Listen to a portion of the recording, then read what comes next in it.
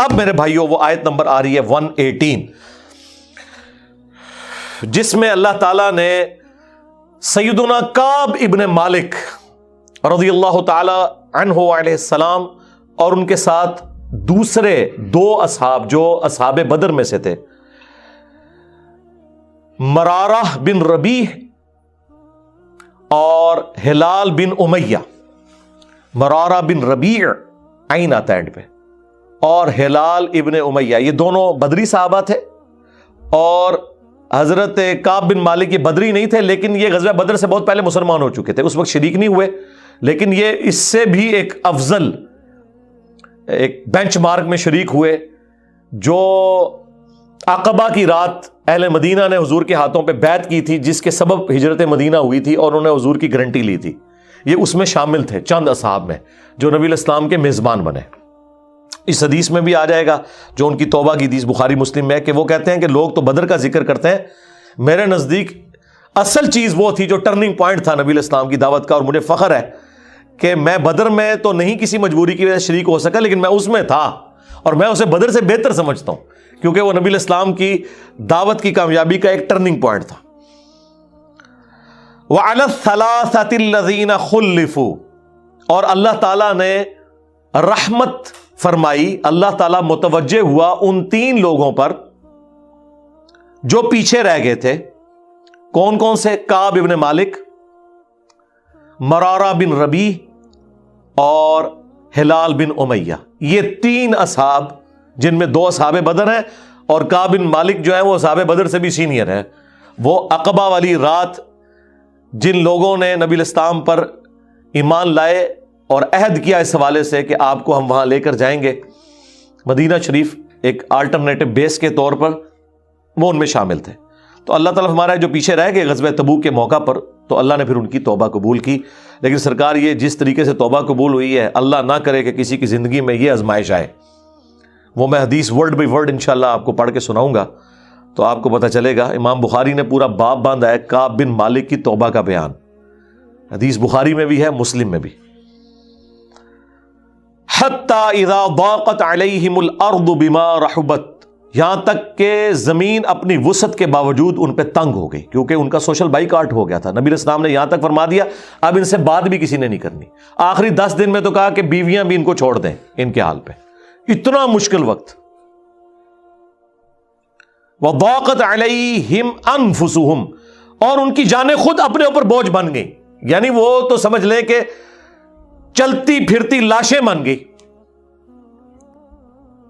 اللہ کے نبی موجود ہوں جن پہ آپ ایمان لائے ہوں، اور ان کی آواز پہ آپ نے لبیک نہیں کہا، اور اللہ کے نبی ایسے ناراض ہیں کہ بھئی اب اللہ ہی فیصلہ کرے گا، تو ظاہر ہے کہ آپ اندازہ کریں آج آپ کو یہ دھمکی مل جائے تو انسان تو مطلب ہمیشہ کی ناکامیاں آپ کا مقدر ہو سکتی ہیں،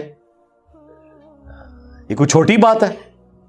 وَظَنُّوا أَلَّا مَلْجَأَ مِنَ اللَّهِ، اور انہوں نے جان لیا کہ بس اللہ ہی اللہ ہے، اب اللہ ہی ہماری کو فریاد سن لے تو سن لے، کیونکہ حضور نے بھی تو معاملہ اللہ کے سپرد کر دیا ہے۔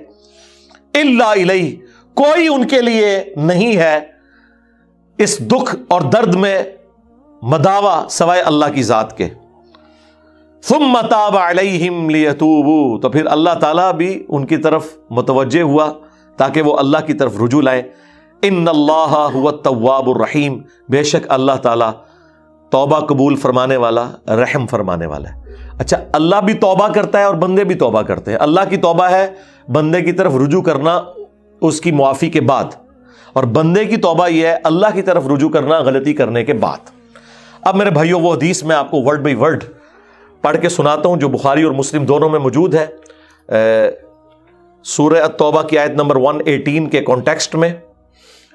کعب بن مالک کی توبہ کا بیان، یہ صحیح بخاری میں باقاعدہ امام بخاری نے باب باندھا ہے، اور اس حدیث کا انٹرنیشنل نمبر ہے 4418، اور یہ حدیث مسلم میں بھی ہے 7016۔ ورڈ بائی ورڈ میں یہ حدیث بیان کروں گا کیونکہ اس کی رقت اسی میں ہے کہ میں اسے لفظ با لفظ بیان کروں، آپ اس تکلیف کا احساس کریں جس سے کعب بن مالک گزرے، اور پھر الٹیمیٹلی ان کی توبہ قبول ہوئی، اور ایسی توبہ قبول ہوئی کہ قیامت تک قرآن میں ان کی توبہ کا ذکر ہے کہ اللہ نے قبول کی، اور اس کی وجہ سے اس سورت کا نام سورہ توبہ ہے۔ جب وہ غزوہ تبوک سے پیچھے رہ گئے. یہ ان کا بیٹا ہے عبداللہ، وہ اس حدیث کو بیان کرتا ہے. امام بخاری نے چند واسطوں سے ان کے بیٹے سے یہ حدیث لی ہے. وہ عبداللہ اور اس بیٹے کا ذکر امام بخاری نے کیا کہ جب کعب رضی اللہ تعالیٰ عنہ نابینا ہو گئے تو ان کے بیٹوں میں سے عبداللہ ہی تھا جو ان کو راستے میں پکڑ کر چلایا کرتا تھا، مسجد تک لے جاتا تھا. وہ عبداللہ بیان کرتا ہے کہ میں نے اپنے والد کعب بن مالک سے ان کے غزوہ تبوک میں شریک نہ ہو سکنے کا واقعہ سنا تو انہوں نے بتایا کہ غزوہ تبوک کے سوا اور کسی غزوہ میں ایسا نہیں ہوا تھا کہ میں رسول اللہ کے ساتھ شریک نہ ہوا ہوں. البتہ غزوہ بدر میں بھی میں شریک نہ ہو سکا، لیکن جو لوگ غزوہ بدر میں شریک نہیں ہو سکے ان کے متعلق آپ صلی اللہ علیہ وآلہ وسلم نے کسی قسم کی ناراضگی کا اظہار نہیں فرمایا تھا، کیونکہ وہ آپشنل تھا. وہ اب ذکر بھی آ رہا ہے کیونکہ آپ صلی اللہ علیہ وآلہ وسلم اس موقع پر صرف قریش کے قافلے کی تلاش میں نکلے تھے، لیکن راستے میں اللہ تعالیٰ کے حکم سے کسی پہلی تیاری کے باوجود اللہ تعالیٰ نے ان کو دشمنوں کے ساتھ ٹکروا دیا. وہ موزانہ طور پہ ہوا تھا کیونکہ وہ بدر کے لیے نکلے، ورنہ تو یہ بھی ساتھ شامل ہوتے. میں لیلہ عقبہ میں رسول اللہ کی خدمت میں حاضر ہوا تھا، یعنی وہ مدینہ کے لیے جو ہجرت کے لیے جن چند ساتھیوں نے انصار مدینہ نے راہ ہموار کی تھی ان میں یہ شامل تھے، جو نبی الاسلام کی زندگی کا ایک ٹرننگ پوائنٹ تھا، ایک الٹرنیٹو بیس مل گیا. تو کہتے ہیں میں اس رات موجود تھا. یہ وہی رات ہے جس میں ہم نے مکہ میں اسلام کے لیے عہد کیا تھا اور مجھے تو یہ غزوہ بدر سے بھی زیادہ عزیز ہے. اوئے خائے خائے. اگرچہ بدر کا لوگوں کی زبانوں پر چرچا زیادہ ہے، میرا واقعہ یہ ہے کہ میں اپنی زندگی میں کبھی اتنا قوی اور اتنا صاحب مال نہیں ہوا تھا جتنا غزوہ تبوک کے موقع پر، جبکہ میں آپ صلی اللہ علیہ وآلہ وسلم کے ساتھ تبوک کے غزوے میں شریک نہ ہو سکا. خدا کی قسم اس سے پہلے کبھی میرے پاس 2 اونٹ بھی جمع نہیں ہوئے تھے، لیکن اس موقع پر میرے پاس 2 اونٹ تھے. آپ صلی اللہ علیہ وآلہ وسلم جب کسی غزوے کے لیے تشریف لے جاتے تو آپ ذو معنی الفاظ استعمال کیا کرتے تھے، یعنی کوڈ ورڈز جن کے 2 معنی بنتے ہیں. وہ بخاری مسلم میں آیا کہ نبی الاسلام کہتے تھے کل ہم مشرق کی طرف جائیں گے، اور صحابہ کہتے ہیں ہم سمجھتے تھے کہ ہم نے مغرب کی طرف جانا ہے تاکہ جو منافقین ہیں وہ ہماری خبر لیک نہ کر سکیں. لیکن غزوہ تبوک وہ موقع تھا کہ گرمی بڑی سخت تھی، سفر بہت لمبا تھا، ریگستانی سفر تھا، اور دشمن کی فوج بھی کثرت سے تھی. رومن امپائر 700 کلومیٹر ریگستانی سفر، تمام مشکلات سامنے تھیں. اس لیے آپ صلی اللہ علیہ وآلہ وسلم نے مسلمانوں سے اس غزوے کے متعلق بہت تفصیل کے ساتھ بتا دیا تھا. یعنی یہ ظاہر ایک مشکل وقت تھا تو حضور نے کھول کے بیان کیا کہ بھائی ادھر ہی جا رہے ہیں. یعنی مطلب یہ ہے کہ جو یہ نعرے لگاتے ہیں نا کہ غلامی رسول میں موت بھی قبول ہے اور ٹکٹ کٹا لے اپنا، تاکہ اس کے مطابق پوری طرح تیاری کر لیں. چنانچہ آپ صلی اللہ علیہ وآلہ وسلم نے اس کی سمت بھی نشاندہی کر دی جدھر سے آپ کے جانے کا ارادہ تھا. مسلمان بھی آپ علیہ السلام کے ساتھ بہت زیادہ تھے، اتنے کہ کسی رجسٹر میں سب کے ناموں کا لکھنا بہت مشکل تھا. کعب کہتے ہیں کہ کوئی بھی شخص اگر اس غزوے میں شریک نہ ہونا چاہتا تو وہ خیال کر سکتا تھا کہ اس کی غیر حاضری کا کسی کو پتہ نہیں چلے گا سوائے اس کے کہ اس کے متعلق وحی نازل ہو. تو حضرت کعب کا کیا عقیدہ تھا کہ نبی علیہ السلام ان کے صحابہ کے پاس علم غیب نہیں تھا جب تک کہ اللہ تعالیٰ وحی کے ذریعے نہ بتا دے. تو باب شاہی کوئی نہیں. ہاں ایسے میں بولا کہ نہ بولا، میرے نبی سا ہے ہی کوئی نہیں، تیرے باب شاہی کوئی نہیں. اور یہ عقیدہ صحابہ کا کہ علم غیب یہ ہے کہ اللہ بتائے. آپ صلی اللہ علیہ وآلہ وسلم جب اس غزوے کے لیے تشریف لے جا رہے تھے تو پھل پکنے کا زمانہ تھا اور سایہ میں بیٹھ کر لوگ آرام کرتے تھے. اچھا دیکھیں اللہ کی آزمائش کہ پھل پک کے تیار ہو جائے تو آپ نے ٹائملی اتارنا ہے، اگر آپ نے نہیں اتارا تو وہ تو آپ کی پورے سال کی اکانومی اس سے وابستہ ہے. اللہ نے عین اس ٹائم پہ آزما لیا کہ ٹھیک ہے اب تم نبی کے ساتھ جاؤ. اب بعد میں بھی بھوک نظر آ رہی ہے. کہتے ہیں لوگ بیٹھ کے نہ چوراہوں پہ یہی باتیں کرتے تھے. آپ صلی اللہ علیہ وآلہ وسلم بھی تیاریوں میں مصروف تھے اور آپ کے ساتھ مسلمان بھی، لیکن میں روزانہ سوچا کرتا تھا کہ کل سے میں بھی تیاری کروں گا. وہی جو آج کہتے ہیں جی کل تو انشاءاللہ داڑھی بھی رکھ لینی ہے، بس میرے بچیوں کے ہاتھ پیلے ہو جائیں تو میں تو مسجد میں بیٹھا رہوں گا. یہ وہی چیز ہے، یہ ہر انسان پہ اسے طول عمل کہتے ہیں، لمبی امیدیں لگانا. میں روزانہ اسے ٹالتا رہا. مجھے اس کا یقین تھا کہ میں تیاری کر لوں گا، مجھے آسانیاں میسر تھی. یوں ہی وقت گزرتا رہا اور آخر لوگوں نے اپنی تیاریاں بھی مکمل کر لیں اور آپ صلی اللہ علیہ وآلہ وسلم مسلمانوں کو ساتھ لے کر روانہ بھی ہو گئے. اس وقت تک میں نے کوئی تیاری نہیں کی تھی. اس موقع پر میں نے اپنے دل کو یہی سمجھایا کل یا پرسوں تک تیاری کر لوں گا، پھر لشکر سے تیزی سے جا کر مل جاؤں گا. کوچ کے بعد دوسرے دن بھی میں نے تیاری کے لیے سوچا لیکن کچھ نہ ہو سکی، پھر تیسرے دن سوچا اور اس دن بھی کوئی تیاری نہ ہو سکی، اور یوں وقت گزرتا گیا اور اسلامی لشکر بہت آگے بڑھ گیا۔ غزوہ میں میرے شرکت کے لیے بات اب دور کی بات ہو گئی، اور میں یہی ارادہ کرتا رہا کہ یہاں سے چل کر اب ان تک نہیں پہنچ سکوں گا۔ تھیندے تھی گیا، کاش میں نے ایسا کر لیا ہوتا، لیکن یہ میرے نصیب میں نہیں تھا۔ اچھا، جرم ہو جانے کے بعد آپ یہ کہہ سکتے ہیں میری تقدیر میں یہ لکھا تھا، پہلے نہیں۔ ہاں، وہ تو پھر اللہ پہ آپ بہتان مان دیں گے نا کہ میں نماز اس لیے نہیں پڑھ رہا کہ اللہ نے میرا مقدر کیا ہے کہ میں اگلی نماز نہ پڑھوں، نہ۔ ہاں، بعد میں آپ کہہ سکتے ہیں کہ میری تقدیر میں لکھا تھا کہ میں اتنا بدبخت ہوں کہ میں نماز چھوڑوں گا، اور وہ چھوڑوں گا اپنی مرضی سے، اللہ نے تو اپنے علم سے فورسی کیا ہے۔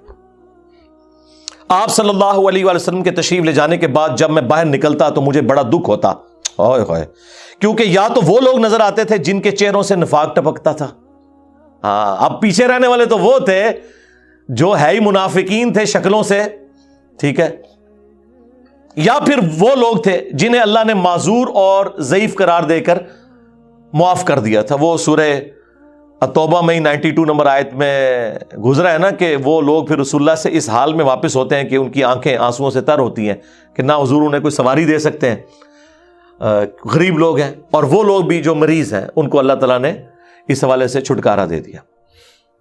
آپ صلی اللہ علیہ وآلہ وسلم نے میرے بارے میں کسی سے کچھ نہیں پوچھا، لیکن جب آپ تبوک پر پہنچے تو وہیں ایک مجلس میں آپ نے دریافت کیا کہ کعب نے کیا کیا۔ آپ نظروں میں تو تھا نا جی، خاص بندے جو ہوتے ہیں وہ نظروں میں تو ہوتے ہیں، یعنی یہ تو ایکسپیکٹ ہی نہیں نہ کیا جا سکتا کہ مین ٹیم ممبر پیچھے رہ جائے، تو اس سے اندازہ لگائے کہ حضرت کعب بن مالک کو چھوٹے بندے نہیں تھے۔ بنو سلمہ کے ایک صاحب نے کہا یا رسول اللہ اس کے غرور نے اسے آنے نہیں دیا۔ اس پر حضرت معاذ ابن جبل بولے تم نے بری بات کہی، یا رسول اللہ خدا کی قسم ہمیں ان کے متعلق خیر کے سوا اور کچھ معلوم نہیں۔ تو نبی علیہ السلام نے اس کے جواب میں کچھ نہیں فرمایا۔ دیکھیں انہوں نے پوری رپورٹ لی ہے پیچھے سے کہ کیا کچھ ہوتا رہا وہاں، اب حضور نے کوئی ورڈنگ دی، ظاہر ہے نبی علیہ السلام کو بھی غصہ تھا۔ کعب بن مالک رضی اللہ تعالیٰ نے بیان کیا کہ جب مجھے معلوم ہوا کہ نبی علیہ السلام واپس تشریف لا رہے ہیں تو اب مجھ پر فکر سوار ہونے لگی، اور میرا ذہن کوئی ایسا جھوٹا بہانہ تلاش کرنے لگا جس سے میں کل حضرت کی ناراضگی سے بچ سکوں۔ دیکھیں وہ بھی عام انسان تھے، اتنے اولو العزم صحابہ، لیکن ظاہر نفس تو ہر بندے کے ساتھ لگا ہے، وہ بھی سوچ رہے ہیں کہ یار چلو میں بہانہ کر لوں گا، کوئی مجبوری تھی۔ اوئے ہوئے ہوئے ہوئے، اپنے گھر کے ہر عقل مند آدمی سے اس کے متعلق میں نے مشورہ بھی کی، لیکن جب مجھے معلوم ہوا کہ نبی علیہ السلام مدینے سے بالکل قریب آ چکے ہیں تو غلط خیالات میرے ذہن سے بالکل نکل گئے، اور مجھے یقین ہو گیا کہ اس معاملے میں جھوٹ بول کر اپنے آپ کو کسی طرح محفوظ نہیں کر سکتا، چنانچہ میں نے سچی بات کہنے کا پختہ ارادہ کر لیا۔ صبح کے وقت حضرت جب تشریف لائے تو آپ صلی اللہ علیہ وآلہ وسلم جب کسی سفر سے واپس آتے تھے تو آپ کی یہ مبارک عادت تھی کہ پہلے مسجد میں تشریف لے جا کر 2 رکعت نوافل پڑھتے، پھر لوگوں کے ساتھ مجلس میں بیٹھتے۔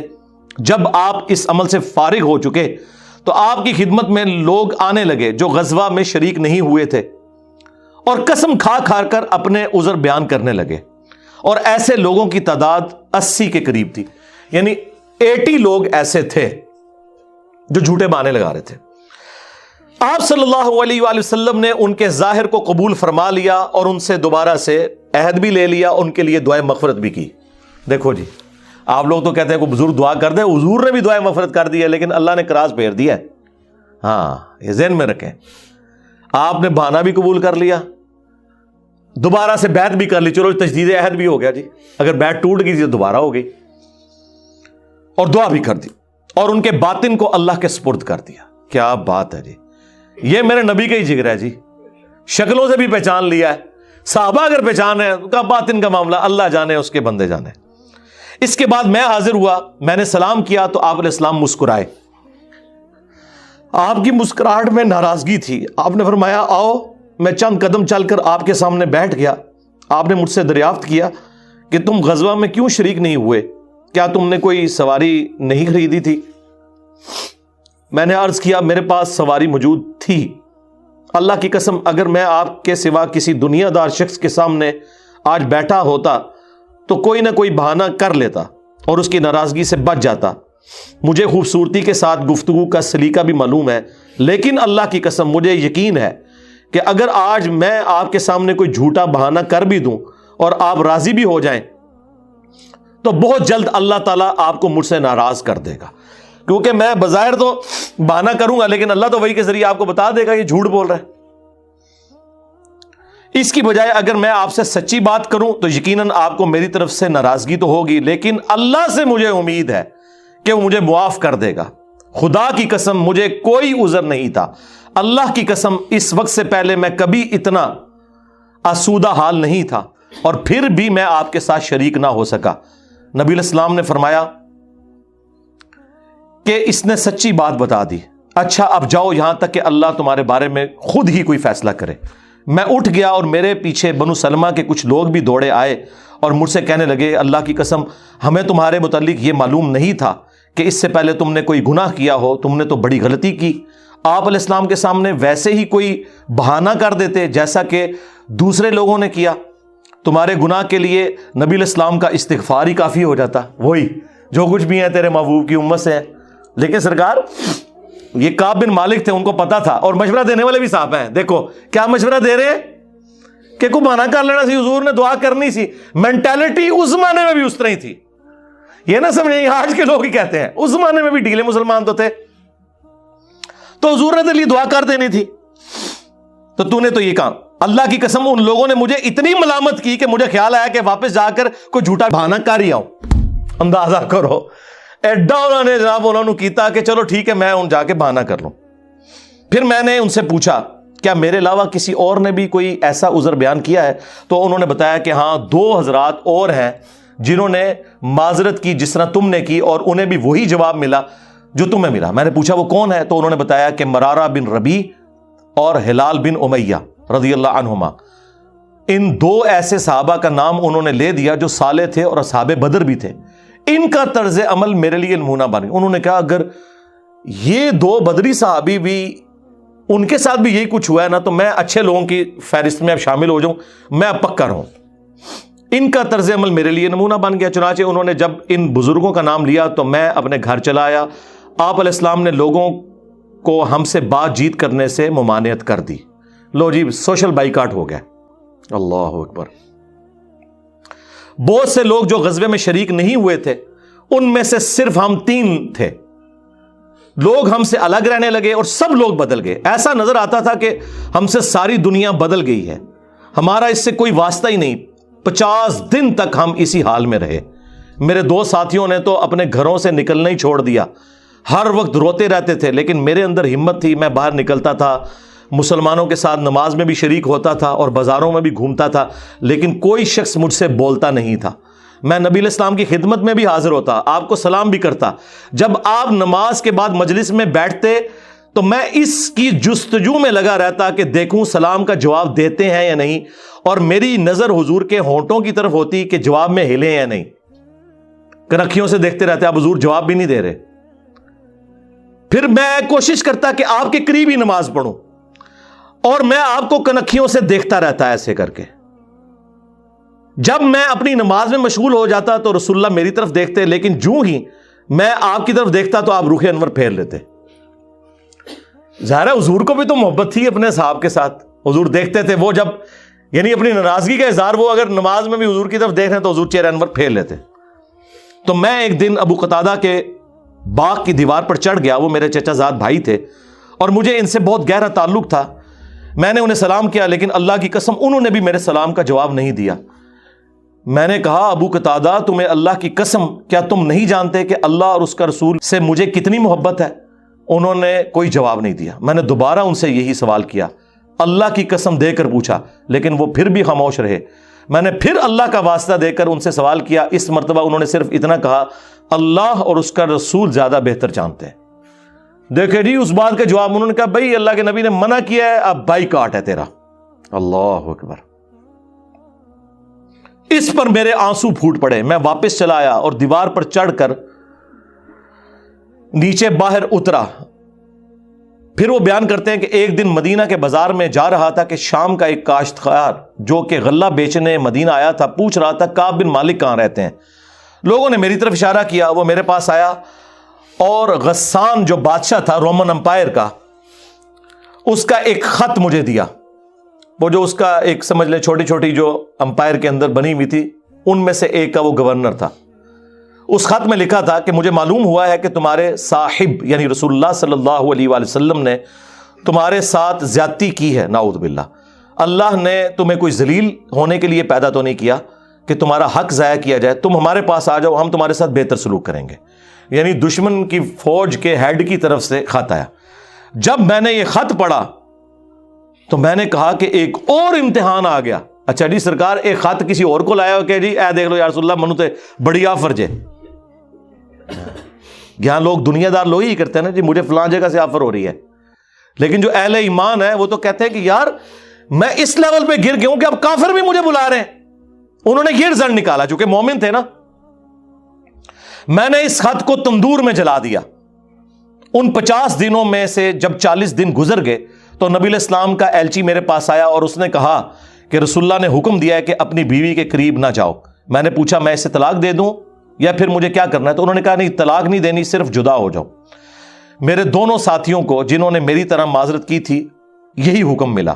میں نے اپنی بیوی سے کہا کہ اپنے میکے چلی جاؤ، اس وقت تک وہیں رہو جب تک کہ اللہ تعالیٰ اس معاملے کا کوئی فیصلہ نہ کر دے. کعب کہتے ہیں کہ ہلال بن امیہ کی بیوی رسول اللہ کی خدمت میں حاضر ہوئی اور عرض کیا یا رسول اللہ وہ تو بہت بوڑھے اور کمزور ہیں، ان کے پاس کوئی خادم بھی نہیں، کیا اگر میں ان کی خدمت کر دیا کروں تو آپ ناپسند تو نہیں فرمائیں گے؟ بیوی دیکھو جی، بیوی خاوند کو کچھ سمجھ نہیں رہی، رسول اللہ سے جا کے پوچھ رہی ہے صلی اللہ علیہ وسلم. تو نبی الاسلام نے فرمایا صرف وہ تم سے صحبت نہ کریں. انہوں نے عرض کیا اللہ کی قسم وہ تو کسی چیز کے لیے حرکت ہی نہیں کر رہے. جب سے آپ ان سے ناراض ہوئے ہیں وہ دن اور آج کا دن ان کے آنسو تھمنے میں نہیں آتے. میرے گھر کے بعض لوگوں نے کہا کہ جس طرح ہلال بن امیہ کی بیوی نے ان کے لیے اجازت لے لی تو آپ بھی جا کے اجازت لے لیں. اب دیکھیں لوگ مشورے دے رہے ہیں. میں نے کہا خدا کی قسم میں اس کے لیے رسول اللہ سے اجازت نہیں لوں گا. میں جوان ہوں، معلوم نہیں جب اجازت لینے جاؤں تو حضور کیا فرما دیں. ان کو یہ بھی خطرہ تھا کہ میں یہ جاؤں تو یہ نہ ہو کہ حضور اور ناراض ہو جائے، اگر کوئی چانس بھی ہے نا بچنے کے تو وہ بھی ختم ہو جائے. دیکھیں نہیں کتنا گاڈ اورینٹڈ بندہ ہے جی، اللہ اکبر.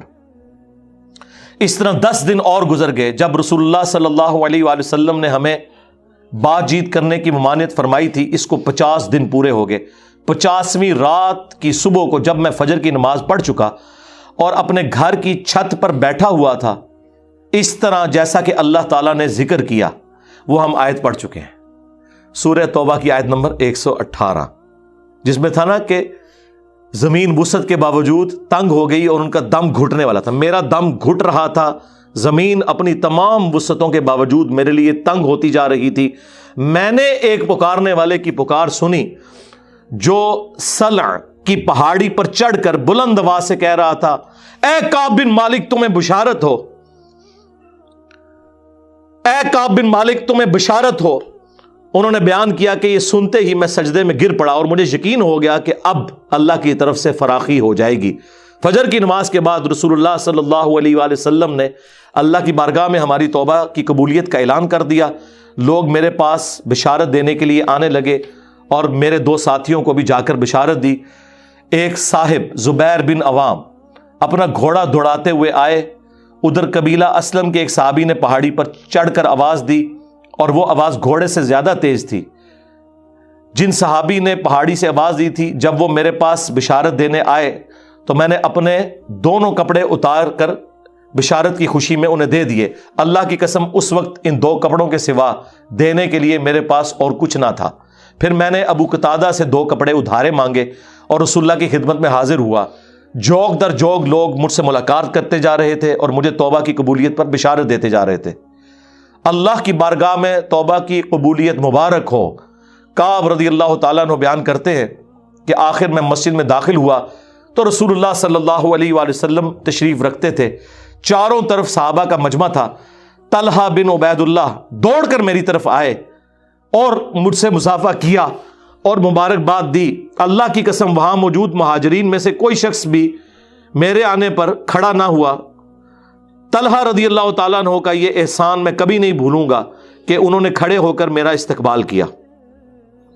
جب میں نے رسول اللہ کو سلام کیا تو آپ علیہ السلام کا چہرہ مبارک خوشی اور مسرت سے دمک اٹھا.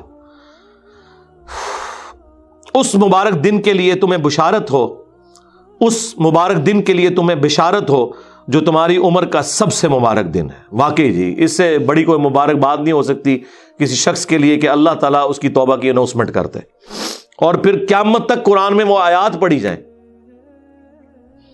انہوں نے بیان کیا کہ میں نے عرض کیا یا رسول اللہ یہ بشارت آپ کی طرف سے ہے یا اللہ کی طرف سے؟ فرمایا نہیں، اللہ کی طرف سے. اور نبی علیہ السلام جب کسی بات پر خوش ہوتے تو چہرہ مبارک روشن ہو جاتا تھا، ایسے جیسے چاند کا ٹکڑا ہو. آپ کی مسرت ہم چہرہ مبارک سے سمجھ جاتے تھے. پھر جب میں آپ کے سامنے بیٹھ گیا تو عرض کیا یا رسول اللہ اپنی توبہ کی قبولیت کی خوشی میں اپنا مال اللہ اور اس کے رسول کی راہ میں صدقہ کر دوں؟ آپ نے فرمایا لیکن کچھ مال اپنے پاس رکھ لو، یہ زیادہ بہتر ہے. میں نے عرض کیا کہ پھر میں خیبر کا حصہ اپنے پاس رکھ لیتا ہوں. پھر میں نے عرض کیا یا رسول اللہ اللہ نے مجھے سچ بولنے کی وجہ سے نجات دی، اب میں اپنی توبہ کی قبولیت کی خوشی میں آپ سے یہ وعدہ کرتا ہوں کہ جب تک زندہ رہوں گا سچ کے سوا کوئی بات زبان پر نہیں لاؤں گا. بس اللہ کی قسم جب سے میں نے رسول اللہ کے سامنے یہ عہد کیا صلی اللہ علیہ وآلہ وسلم، میں کسی ایسے مسلمان کو نہیں جانتا کہ جسے اللہ نے سچ بولنے کی وجہ سے اتنا نوازا ہو جتنی نوازشات مجھ پر کی سچ بولنے کی وجہ سے. جب سے میں نے نبی علیہ السلام کے سامنے یہ عہد کیا پھر آج تک میں نے کبھی جھوٹ بولنے کا ارادہ بھی نہیں کیا، اور مجھے امید ہے کہ اللہ تعالیٰ باقی زندگی بھی مجھے اس سے محفوظ رکھے گا. اور اللہ نے اپنے رسول پر آیت نازل کی، اور وہی آیت نمبر 118 اور 119 نمبر. یقیناً اللہ تعالیٰ نے نبی مہاجرین اور انصار کی توبہ قبول کی، اور پھر وَكُونُوا مَعَ الصَّادِقِينَ تک. خدا کی قسم اللہ تعالیٰ کی طرف سے اسلام کے لیے ہدایت کے بعد میری نظر میں رسول اللہ کے سامنے سچ بولنے سے بڑھ کر اللہ کا مجھ پر کوئی اور انعام نہیں ہوا کہ میں نے جھوٹ نہیں بولا اور اس طرح اپنے آپ کو ہلاکت سے بچا لیا. جیسا کہ جھوٹ بولنے والے ہلاک ہوئے، نزول وحی کے زمانے میں جھوٹ بولنے والوں پر اللہ تعالیٰ نے اتنی شدید وعید فرمائی جتنی شدید وعید کسی اور کے لیے نہیں تھی. اور وہ سورہ التوبہ کی آیت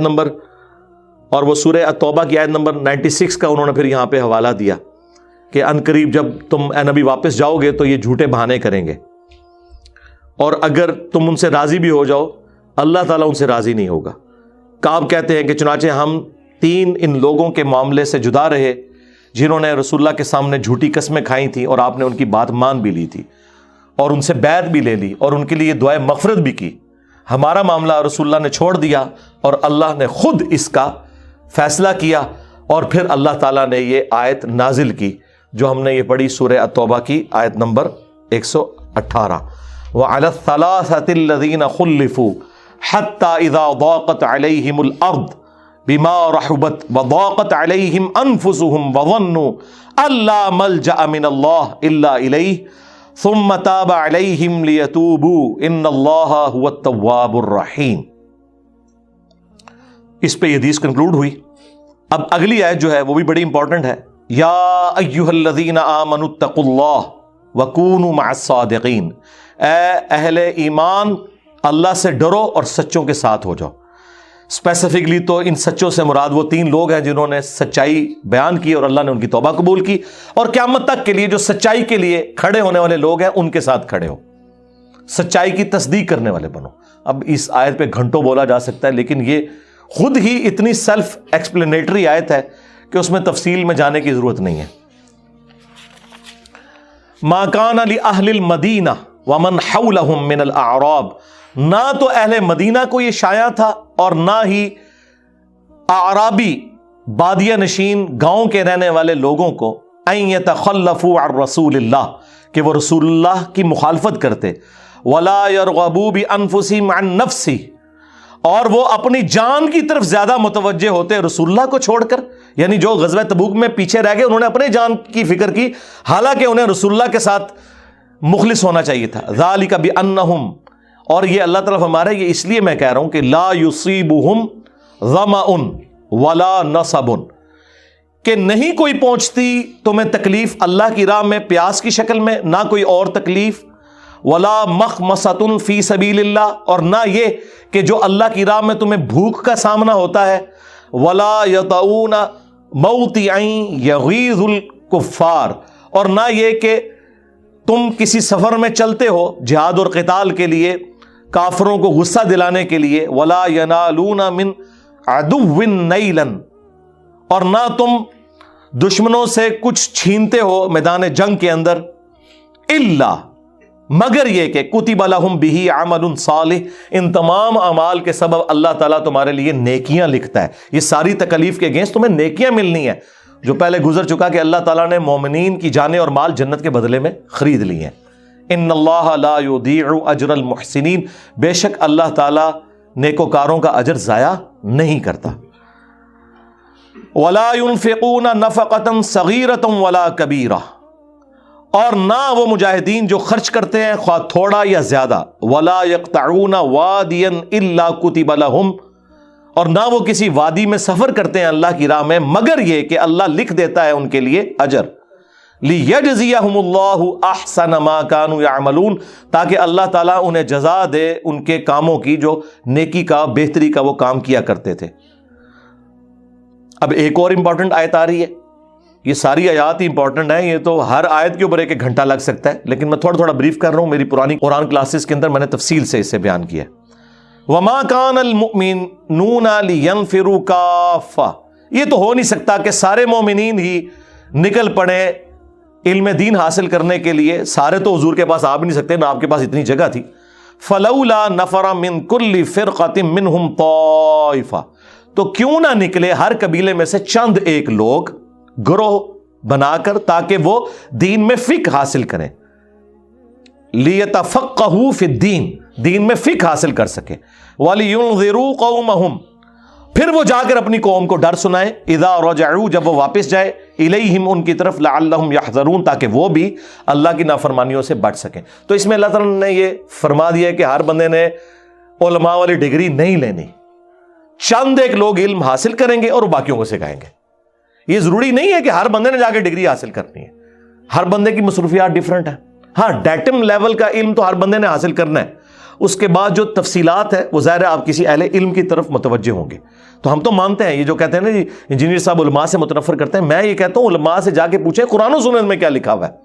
آپ یہ کہتے ہیں علماء سے جا کے پوچھیں کہ آپ کا اس معاملے میں کیا خیال ہے. یہ کام تو نہیں، ورنہ تو بریلوی کہیں گے کہ بریلویوں کے علماء باقی جاہل ہیں، دیوبندی کہیں گے دیوبندیوں کے علماء جو ہے وہ علماء ہیں اور باقی جاہل ہے. سنی شیعہ کو جاہل، شیعہ سنی کو جاہل، وہابی سنیوں کو جاہل اور سنی وہابیوں کو جاہل کہیں گے. اس کا اینڈ کوئی نہیں ہوگا. آپ قرآن و سنت کی روشنی میں دیکھیں. یا ایھا الذین آمنوا، اے اہل ایمان، قاتلوا الذین یلونکم من الکفار، قتال کرو ان کے ساتھ جو کفر کی حالت میں ہے. ولیجدوا فیکم غلظہ، اور تمہارے لیے ان کے بارے میں سختی ہونی چاہیے. یعنی تم ان کے ساتھ ایسا ایٹیچیوڈ کرو کہ وہ واقعی سمجھیں کہ مسلمانوں کا روب ہے، لیکن یہ ان کے لیے جو ہٹ دھرمی پہ اترے ہوئے ہیں، باقیوں کو تو آپ نے دعوت دینی ہے. وَاعْلَمُوا أَنَّ اللَّهَ مَعَ الْمُتَّقِينَ، اور یہ بھی جان لینا کہ بے شک اللہ تعالیٰ تقوی اختیار کرنے والوں کے ساتھ ہے. وَإِذَا مَا أُنزِلَتْ سُورَةٌ، جب کبھی بھی کوئی سورت نازل ہوتی ہے، فَمِنْهُمْ مَن يَقُولُ، تو ان میں ایسے لوگ بھی ہیں منافقین جو شرارتاً کہتے ہیں، اَيُّكُمْ زَادَتْهُ هَذِهِ ایمانا، بتاؤ اس سورت کی وجہ سے کس کا ایمان بڑھ گیا. فَأَمَّا الَّذِينَ آمَنُوا، تو جو واقعی اہل ایمان ہے، فَزَادَتْهُمْ ایمانا، تو ان کا تو ایمان بڑھتا ہے. وَهُمْ يَسْتَبْشِرُونَ، اور وہ خوشیاں مناتے ہیں. وَأَمَّا الَّذِينَ فِي قُلُوبِهِمْ مَرَضٌ، اور جن کے سینوں میں نفاق ہے نا، فَزَادَتْهُمْ رِجْسًا إِلَىٰ رِجْسِهِمْ، تو ان کی پلیدی میں ہی اضافہ ہوتا ہے. وَمَاتُوا وَهُمْ كَافِرُونَ، اور وہ اسی حالت میں مرتے ہیں کہ وہ کفر کی روش اختیار کریں گے. جس طرح کہ بارش جب اچھی زمین پر ہوگی تو کھیتی اگائے گی، اور گندگی کے ڈھیر پہ ہوگی تو تعفن ہی پھیلے گا. اس میں بارش کا کوئی قصور نہیں ہے.